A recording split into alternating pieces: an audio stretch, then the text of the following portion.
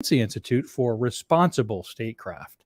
He is the former director of the CIA's Russia analysis and was on the White House staff as special advisor to Vice President Cheney for Russia intelligence programs.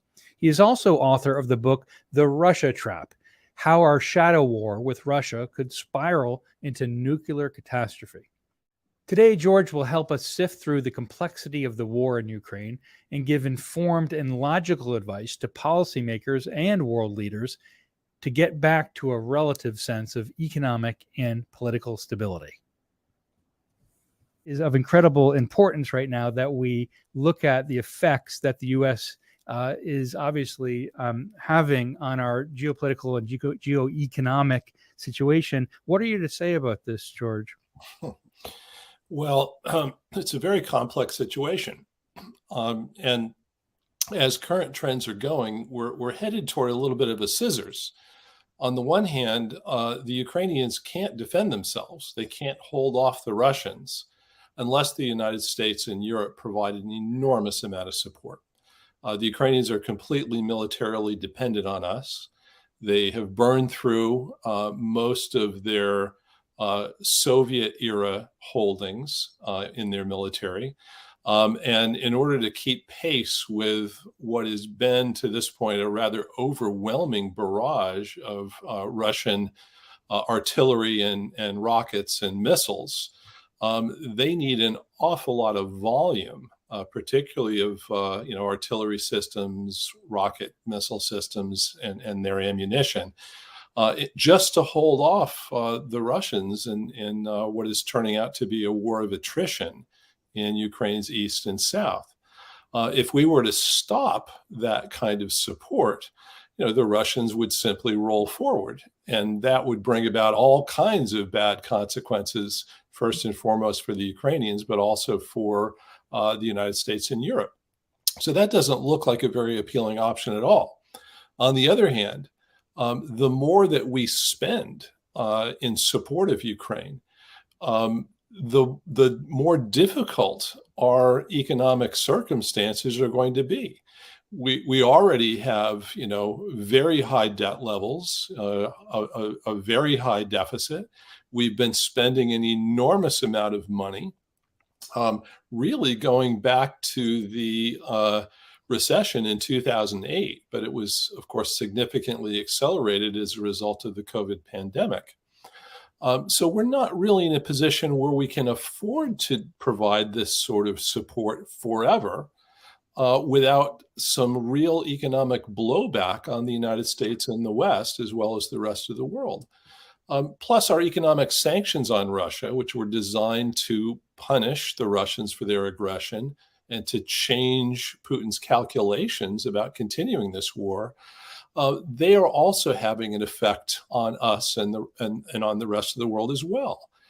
Taking the world's number 2 or number 3 petroleum exporter, at least significant portions of its exports off the market, can't help but have an effect on oil prices around the world. And Russia and Ukraine are both among the world's biggest agricultural exporters. So all of this is having an effect. And the question really becomes, how long can we sustain this? And will the economic effects of all of this start to erode popular support in the West for continuing to support Ukraine? So if I create sanctions, I'm going to be hurt. I'm going to be hurt. And the other side's going to be hurt. Can we use sanctions as a piece, potentially making carrot, to begin opening up diplomacy and discussions? Well, right. I think that's exactly what we need to be thinking about. Putin is betting that over time, Western capacity to continue this war will erode. That capacity is, in one sense, physical. How long can our war machine continue to provide the kind of aid that has been providing to the Ukrainians? But even more importantly, it's a matter of political resolve. And that's the kind of thing that can be affected by, economic deprivation of various levels. But what we could be thinking about, and what I think we ought to be thinking about, is how we can use both our carrots and our sticks to try to steer this situation towards some sort of settlement. If time is not on our side on this, if it's likely that a year from now, Ukraine's position is going to be more precarious, both on the battlefield and economically, than it is right now, then we ought to be thinking about how do we use the leverage that we have today to strike the best deal possible. And sanctions are a part of that. The Russians clearly are being affected by sanctions too. They are not so crippling that the Russians have no choice but to declare an end to the war, but they're certainly impactful enough that the prospect of lifting them would be a carrot, I think, that would have some appeal in Russia. Unfortunately, right now, the Russians don't believe that there are any prospects that the West will ease economic sanctions at all. They see things going in the opposite direction, that these are becoming more extensive and more permanent, and thus a constant rather than a variable. And if the Russians believe that these sanctions are going to continue regardless of how the Russians behave, regardless of what other concessions they might make in negotiations, then of course they become a disincentive to making any kind of compromise, not an incentive. That's something I think we need to think about changing.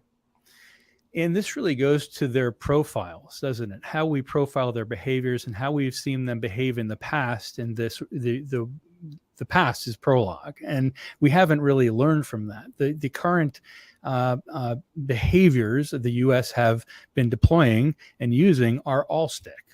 And the more you use stick and sort of behavioral psychology, the less someone is able to even entertain the possibility that carrots exist. So let's talk about some of the carrots, and also potentially, if you could, sort of a profile, not just on Putin, on his inner sanctum, and how they may really begin to change their mind in the eyes of the world, if you will. Well, those are big and difficult to answer questions, but I think what's been going on with Putin and his circle of close advisors is that they have been growing more and more disillusioned, more and more frustrated, and ultimately more and more enraged by the West over time. This is a process that's been going on for some 20 years. The Russians have felt spurned by the West. They believe they reached out and said, let's be friends and partners, and got, from their perspective, the back of our hands. And then, that initial recoil at the way they were treated has turned into anger over time, because they believe that the United States and Europe increasingly have been attempting to isolate Russia, to surround it with hostile states allied to NATO, that they believe ultimately is aimed at regime change in Russia. That all of this is tied up in the belief that the Putin regime is illegitimate, unacceptable, and needs to change in order for the United States to have any kind of constructive relationship with Russia. And unsurprisingly, Putin has been pushing back on this with increasing resolve, up to including his invasion of Ukraine in February. And right now, I think Putin and his circle do not believe that some sort of understanding with the West is possible.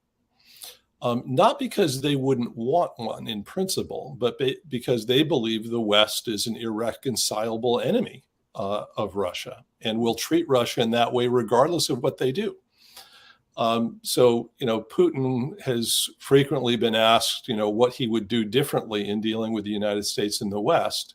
And his answer is consistently that I wouldn't trust them the way I did. That was my big mistake.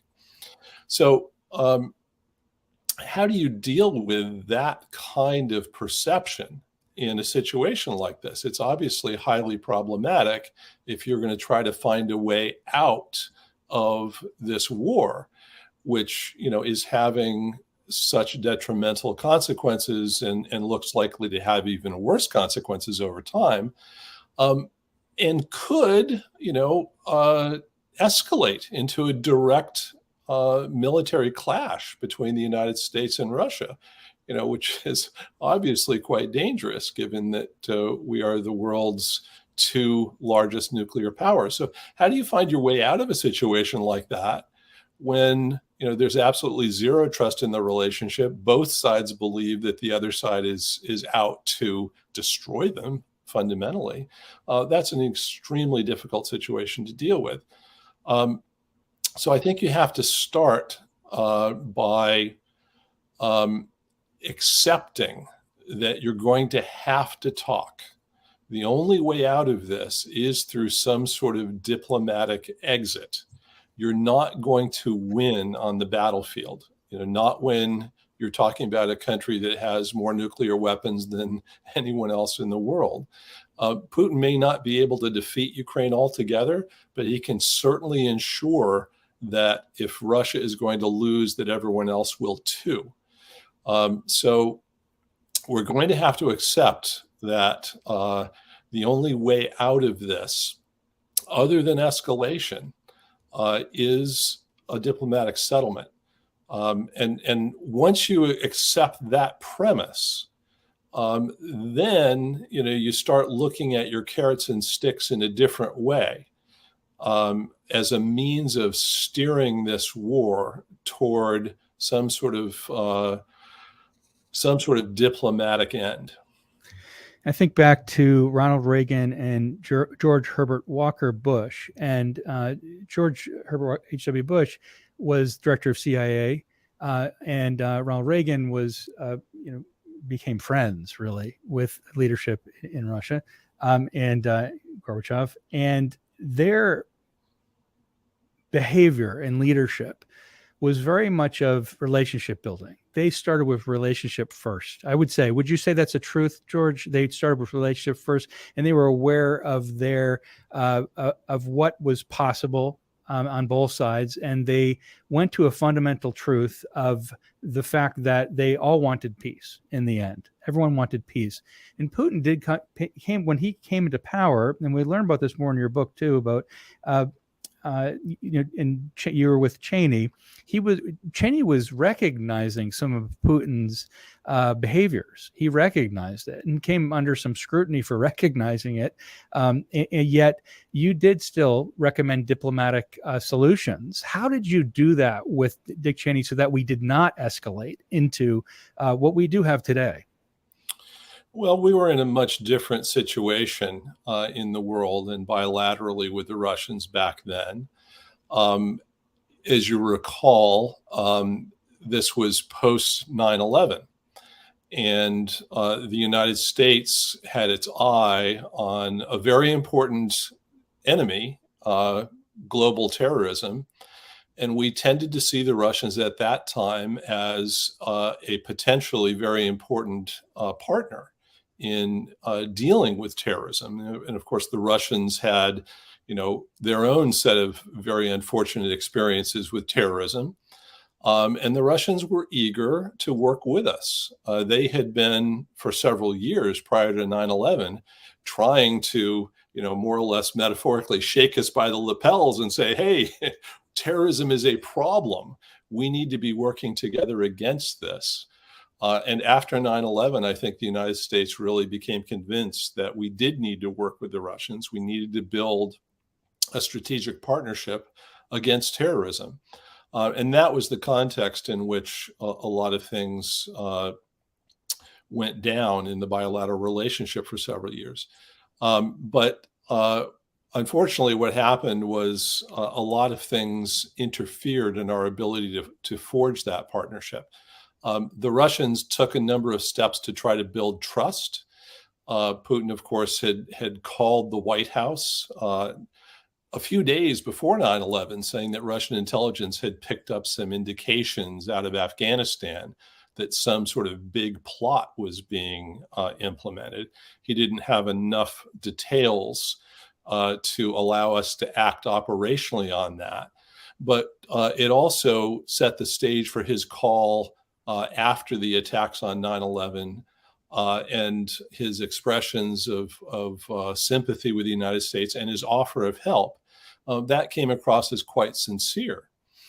And the Russians also did some other things. They shut down their intelligence collection site in Cuba that they had operated for many, many years, dating back to the Soviet period. They closed their naval base at Cam Ranh Bay in Vietnam that they had taken over after the U.S. withdrew from Vietnam back in the 1970s. These were more than just symbolic steps. These were real concrete operational decisions that were meant to send a message to the United States that Russia really wanted to build trust and build a partnership. But a lot of other events happened that started to erode trust, to build suspicions on both sides, and the relationship started to deteriorate. And it has really over the past, 15, 17 years.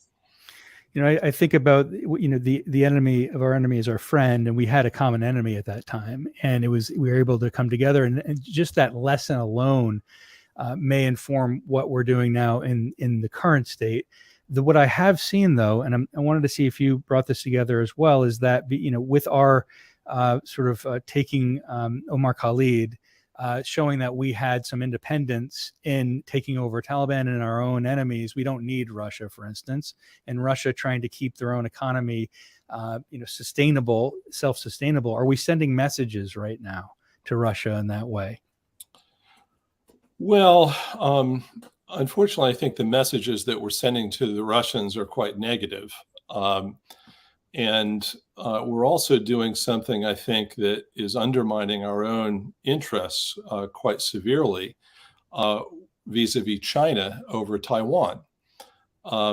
The Chinese, I think, are the one actor in the world that could really have a decisive effect on what is proving to be a battlefield stalemate in Ukraine.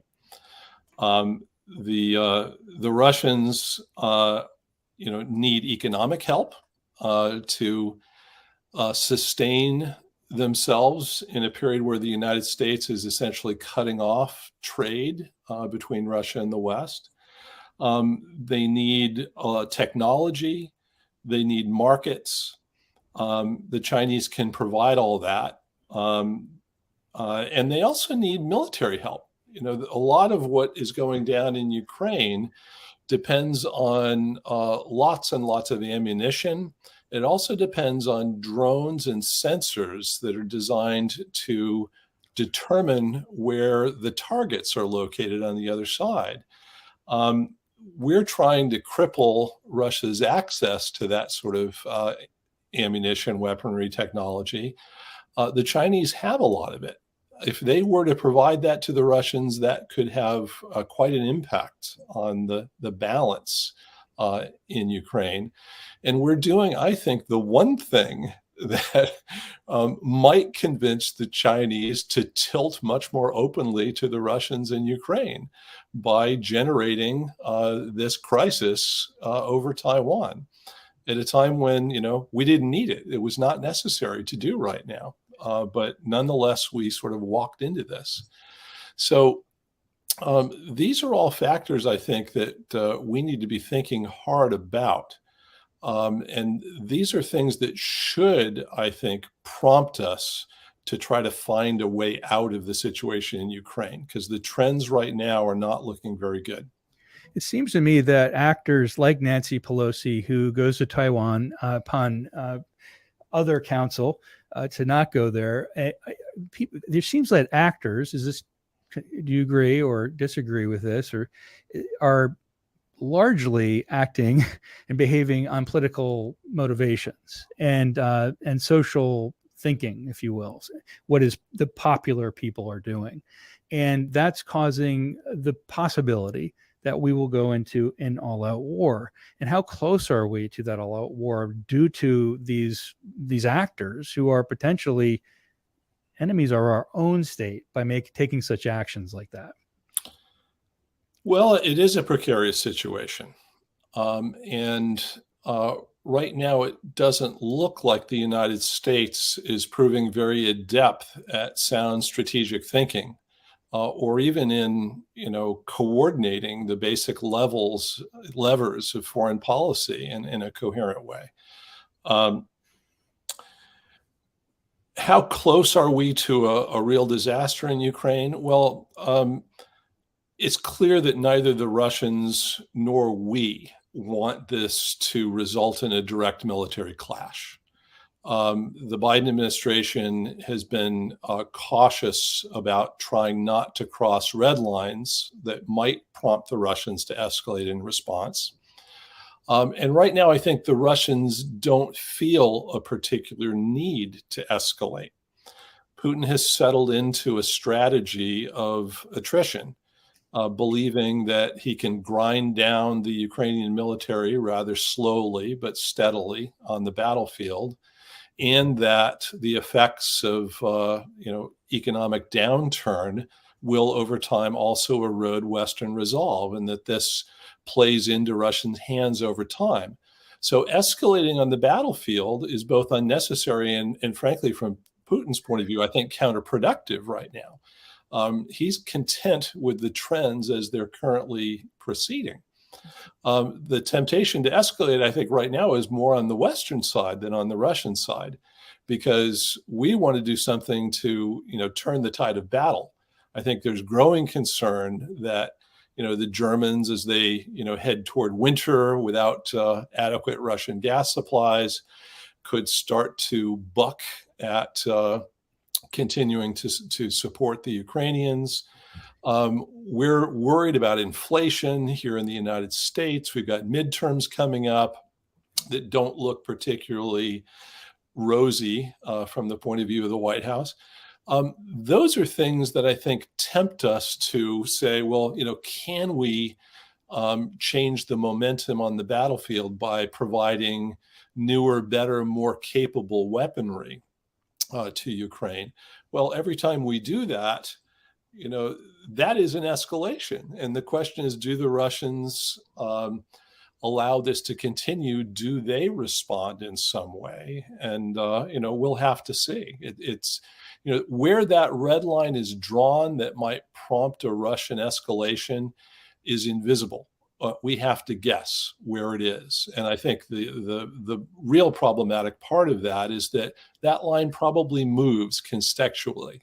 When things are going well for the Russians, the red line may be drawn, way over here. But if things start not to go so well, that red line might move a little nearer than where we thought it would otherwise be. And I think about when you're talking about the fog of war, every side has its own story. And we've had this massively prominent theme happening of victimhood, which is, albeit true, it obviously Ukraine has been victimized. And at the same time, the fog is starting to lift with regard to public relations and mindset because of the midterms, as you said, because of the fact that we've had such massive devastation, so much physical casualties. And it's been something that we must go now, logically, to diplomacy. Logically. I mean, there is no other logical way to think about this. And all our other presidential administrations that had any semblance of strategic strength always had some sort of line into the leaders that we could be potentially at war with. In this situation, as I'm seeing it, it does not seem to be the truth. Yeah, no, that's right. We are in an information war as well as in a physical war on the battlefield. There is a battle going on for opinion in the West, in Russia, in Europe. So that does make it very difficult to understand where truth lies amid all the claims and counterclaims in this information war. Best I can tell right now, the Russians are still making slow advances in the Donbass. And although Ukraine is talking a lot about a counteroffensive in Kherson, for example, so far they've not shown an ability actually to pull that off effectively.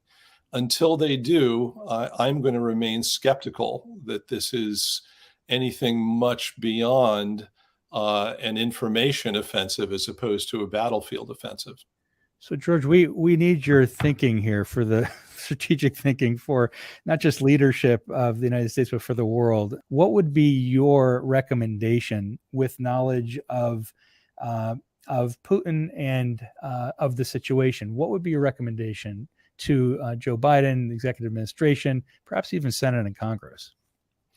Well, I'll make a distinction between wearing an intelligence analysis hat, in which what you're really trying to do is to help policymakers, decision makers, understand the dynamics of the situation that they're facing, in the hope that they can make effective decisions and all of that.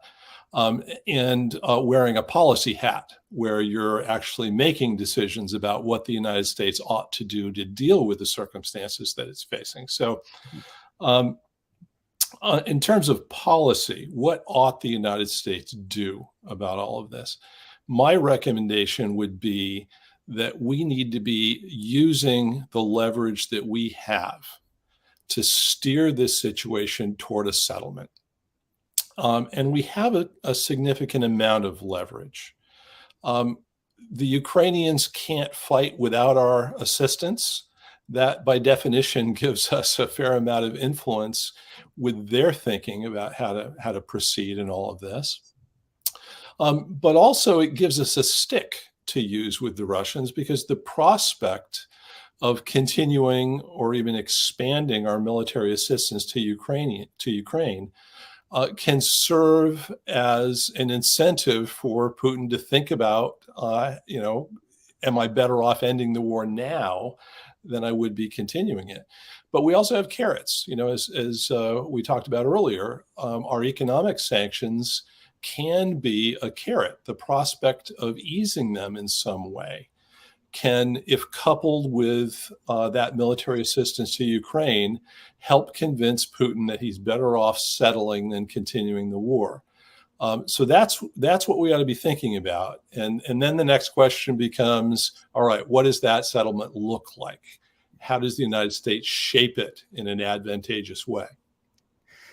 And that has been a huge point of consternation, I know, not just with Quincy Institute, but all around the globe. And when Henry Kissinger made a statement, World Economic Congress, about this, where he was saying, let's get to a compromise. And there was a lot of upheaval around that. There's a lot of upheaval around any thought about compromises, which is really antithetical to any kind of peace movement, which kind of is interesting. It's very interesting to me that we're promoting destruction when looking for a caring and understanding for all. So my question really is to you, what are we to do about the actual ending of this war, the ending of the conflict, the use of munitions, the amount of money we're sending to large manufacturers here in the United States for expanding munitions, and so I'm wondering, what do we do to end it, to literally end it, to stop it? Right.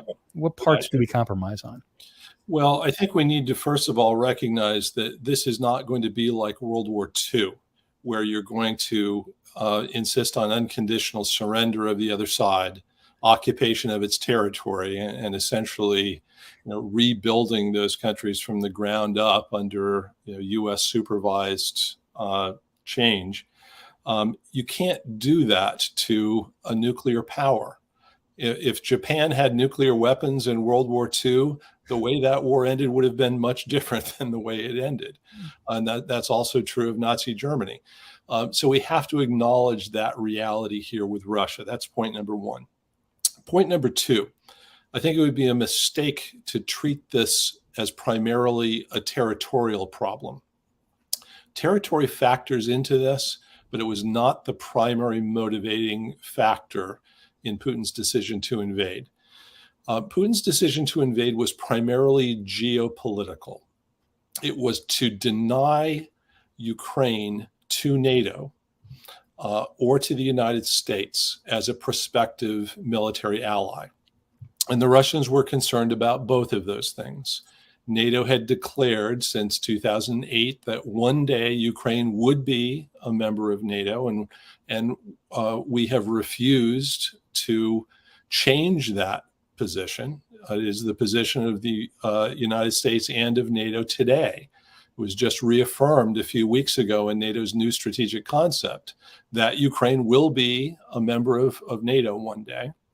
And also, the United States was moving toward increased military bilateral cooperation with the Ukrainians, and had declared in the fall of last year that we had actually signed an agreement with the Ukrainians on a strategic partnership. So the Russians were concerned not only that Ukraine might be part of NATO one day, but that they were witnessing a burgeoning U.S.-Ukrainian military partnership that over time would result in sort of a de facto alliance that would threaten Russia's security interests in Ukraine. So the primary motivation for this invasion was to prevent that outcome. Territory has been secondary. So I don't think you start with territory in trying to find some sort of compromise. I think you start with that geostrategic issue. And the Ukrainians have actually pointed toward a way forward on this. Early in the war, when they were negotiating with the Russians through Turkish mediation, the Ukrainians put a proposal on the table in which they would declare themselves neutral, a member neither of the NATO alliance nor any alliance with the Russians, and that neutrality would be guaranteed by a number of international guarantors that would include the United States, Germany, Italy, Russia, Canada, Turkey. And they felt that this was the way forward on that geostrategic point. That, I think, is fundamentally the way forward. If we start with that, and the Russians believe that the United States is genuinely supportive of that way forward, then I think the territorial issue becomes easier to deal with. Not easy to deal with, but easier. And we may be able to find a very gradualist approach to putting that territorial issue into a long-term process of discussions, but not allowing it to be an impediment to ending the fighting in Ukraine, which is so problematic for everybody involved. And just thinking about what's possible with CIA and the great piece it really can bring to the world, because it can. The intel and the ability to understand behaviors is extraordinary. I think CIA have gotten a bad rap over the years. They certainly are not. They have some incredible ways of thinking and helping to create diplomacy and responsible statecraft. And I had a question for you around that. It was about if we were to put a red team together, because I do believe we need one, especially this situation, to help not just inform the president and Congress, Senate. I think it's more than that. I think it's beyond that at this point. I think it's about global stability. Who would be in that red team, and what should we put on the table? Well, red teams essentially are groups of experts that can offer alternative perspectives on dynamics on various issues. And I found over the course of my career that asking hard questions about how our forecasts could be wrong, asking ourselves, are there other ways of understanding the dynamics of a situation, thinking hard about the key assumptions that underpin some of our judgments. All of that is a very healthy and necessary thing, because looking out into the future and anticipating what's going to be coming down the road is an extraordinarily difficult thing to do. You know, human beings are quite unpredictable. They can oftentimes react in ways that you don't anticipate. And there are all kinds of connections that are difficult to understand in these situations. Lots of things are interconnected with one another. And sometimes you don't realize that if I pull this lever over here, that it's connected to something I wasn't aware of that has an effect that I didn't see coming. So red teams can help you think about all these things in creative ways and minimize the prospect for making mistakes. And when you think about, you know, how many things have happened over the past several decades that we didn't expect, you know, how many of our good intentions produced results that we didn't see coming, I think it underscores the wisdom about trying to think about these things in alternative ways. George, so I'll say it in a different way to get to the people. So should they be foreign entity actors? So should we bring together a red team from different foreign entities, perhaps even what are considered enemy actors, whatever that means? There's different speculation on what an enemy actor really is, as you said, because behavior is it really is unpredictable in many ways. Yet we still do have some understanding of it, I think, from the past, right? There's sort of if you look at a grid or a box of how far someone will go based upon how far they're pushed, whether it be the nature of their mental stability or not, or or whatever we're speculating. Who may be part of that, and as you said, may help to pull strings to bring this to a more stable conclusion with more strategic actors? Well, I think that's an excellent question. There has to be a balance in all of this. So if you're talking about a red team that has access to classified intelligence information, then you obviously can't make that available to foreign actors without, you know, severe compromises of security. However, if you're talking about what might be called track 2 or track 1.5 dialogue with foreign entities, that's something that I think can be very useful. It can help step out of a mindset that you may not be aware that you're in and see things through the eyes of somebody else, which is very necessary in foreign affairs. If you're not able to do that, you tend to get surprised. And, you know, surprises, particularly in the intelligence business, are very unwelcome things typically. Foreign entities, you know, I think can be very useful for American decision makers in that context of track 2 or informal dialogue between experts in the United States and abroad. Agreed. Again, and you know, the whole concept of foreign entity help is an interesting one, and if it's needed or if it's just specific to the United States actors here alone. If we were to get to level 2, 3 dialogue, what would you see as the most important elements? Is it the awareness or the uncovering of more intelligence that is a little bit deeper that could bring us to a more sort of just and peaceful conclusion? Do you believe that to be true when we uncover more of the deeper intelligence in different levels of dialogue?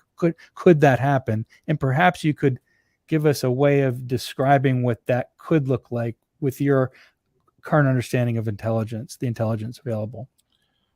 Well, I don't think the nature of the problem between the United States and Russia right now is fundamentally an intelligence problem. I think fundamentally it has to do with America's strategic goals. in the world and bilaterally vis-a-vis Russia. If the United States' goal is essentially to have Europe be run by NATO, and if our goal is to change the nature of Russia's internal political system, no amount of intelligence is going to change Russia's attitude toward those things. For Russia, those are red lines. And Russia will go to war and has shown that it will go to war to prevent what it sees as bad outcomes in those areas. And so fundamentally, if we're going to change the situation, I think we're going to have to come at this from the point of view that the United States and Russia, as the world's two largest nuclear powers, are essentially co-hostages with each other. We are going to have to recognize that one country's security has to recognize that the other country's fundamental security interests must also be respected. When you're co-hostage with someone, you can't kill your hostage without also killing yourself, to put it very crudely. That's the situation that we're facing with the Russians. That's fundamentally what we have to recognize to find a way forward. And when you do that, then you start asking yourself, okay, given all of the many disagreements that we have, the divergences in values, the differences in our political cultures, can we find a way to live with each other within acceptable bounds that provides for respect to each side's fundamental security concerns? I think that is possible. The United States and Soviet Union showed that that was possible. And I think it remains possible today if both sides are willing to think creatively about how to achieve that. Well, George BeeBe, I do believe that you would help with the midterms greatly if given the chance to, or even on your own. It could significantly help the United States in our co-hostage situation, which is a brilliant analysis. I strongly recommend you go out and get George's book, The Russia Trap: How Our Shadow War with Russia Could Spiral into Nuclear Catastrophe. It's extremely useful for our world today and our situation today. George is an invaluable use of knowledge for this show and for this situation. I encourage everybody to call George and understand the situation even better and to listen to this interview. I'm hoping we'll have a lot of people listening to this interview today, George. Great. Well, thank you, Louis. It's been a pleasure.